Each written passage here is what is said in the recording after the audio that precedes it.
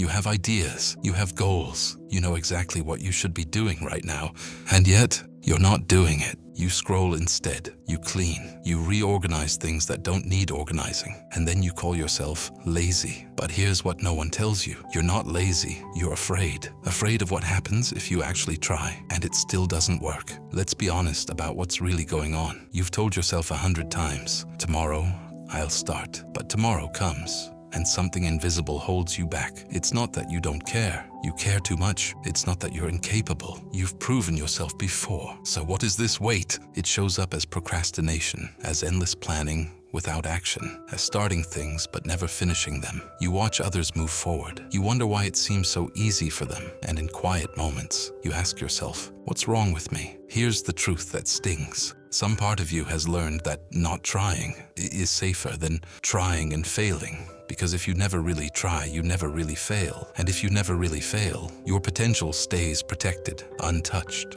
unproven. You can always say, I could have done it if I really tried. But you never have to face the terrifying question, what if I try my hardest and it's still not enough? This isn't laziness. This is fear wearing a disguise. Before you judge yourself for this, understand something. You are not broken. This pattern didn't appear from nowhere. Somewhere along the way, you learned that failure was dangerous. Maybe a parent's disappointment cut deep. Maybe a teacher's words made you feel small.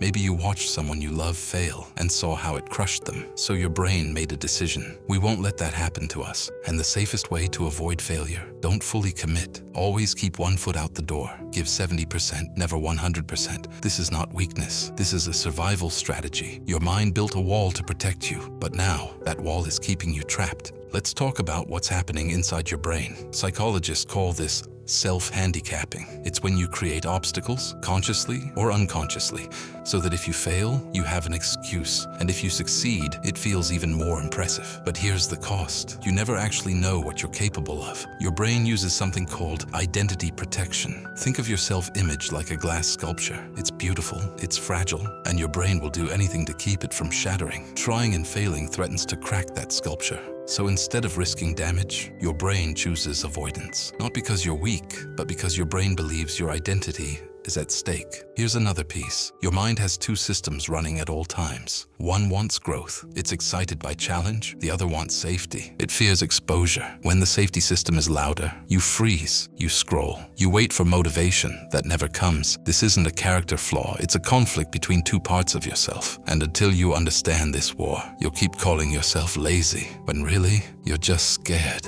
So what do you do now? How do you move forward when your brain is wired to hold you back? Here are 4 shifts, small but powerful. Shift 1, separate identity from outcome. Your worth is not on trial every time you try something. Most people think, if I fail, it means I'm not good enough. But that's a lie your brain tells to keep you safe. Here's the reframe. Failure is data, not identity. You are not your results. You are the person brave enough to collect results. Try this. Before starting any task, say quietly, this attempt does not define me. It informs me. Shift 2, make the first step embarrassingly small.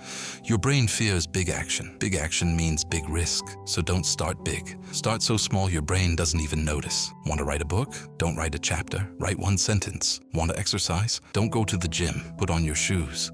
This is called minimum viable effort. It bypasses the fear response. Your brain thinks, this is nothing. This isn't scary. And before you know it, you're moving. Real example. You've been avoiding a project for weeks. Instead of finishing it, just open the file. Look at it for 10 seconds. Close it. Done. Tomorrow, you'll do a little more. The goal isn't completion, it's momentum. Shift 3, expect resistance and welcome it. Here's what most people get wrong. They wait until they feel ready. But readiness is a myth. Fear doesn't leave first. You move first. Fear follows. Resistance is not a stop sign. It's a signal that you're close to something meaningful. The more something matters to you, the more resistance you'll feel. So instead of asking, why do I feel so stuck? Ask, what am I protecting myself from? When you expect resistance, it loses its power. It becomes part of the journey, not a wall in front of it. Shift 4, redefine what failure means.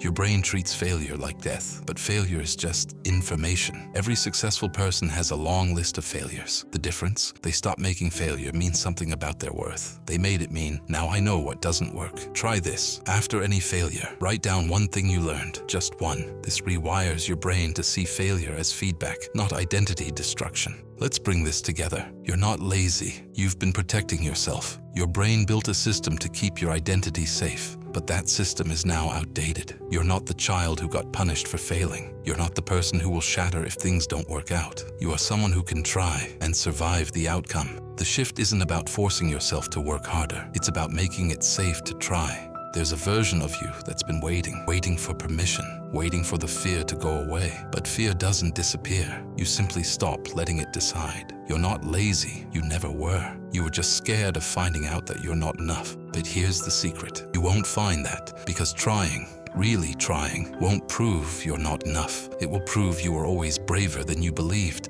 And that is where everything begins. If this video put words to something you have failed but could not explain, you are not alone. Hit subscribe, let's figure this out together.